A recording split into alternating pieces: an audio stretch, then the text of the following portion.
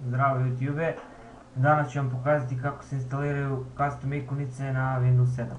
Prvo upalimo Chrome ili bilo koji pretraživač, kucamo 7TSP pre-download, to je patcher za custom ikonice koji će vam omogućiti da instalirate te ikonice. Idemo ovdje link, uđemo, ovdje će vam dati da instalirate portable verziju i za Windows kućnu verziju. Uđemo ovdje, skinemo, sačuvamo na desktopu, ali pošto sam ja to već uradio ne moramo. Izađemo iz Chroma, uđemo u 7TSP guide, idemo yes, sačekamo malo dok se učita. Sad vidite, ovdje imate da dodate custom pack koji skidate sa interneta, naravno daću vam link u deskripciji, kao što ću vam dati link za ovaj 7TSP guide. Ovo su moje ikonice koje sam sam odradio.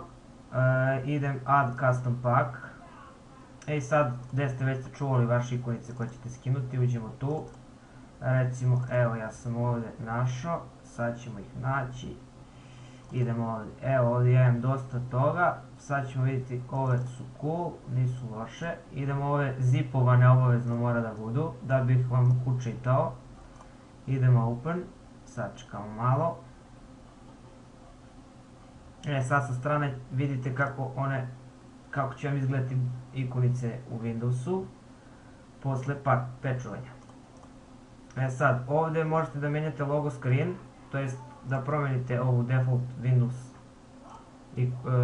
pozadinu, kao ovo možete menjati i start dugme.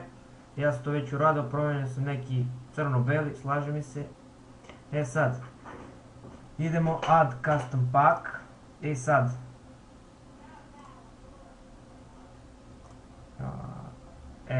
sad idemo start patching, pošto sam već ubacio, idemo ovako.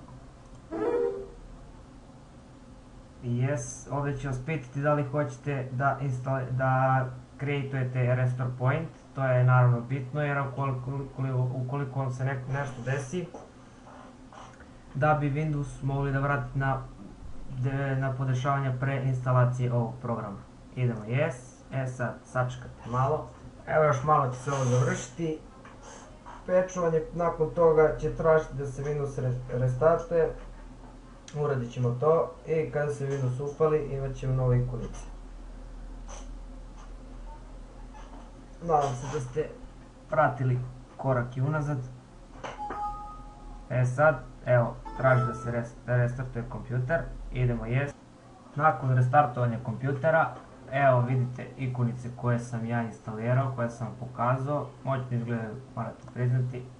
Evo vidite kako sve to izgleda, promijenio znači celokupne Windows ikonice, to jest kakve su fabričke, ono sve to promijeni. Tako to izgleda i nadam se da ste uživali. Hvala na gledanju i vidimo se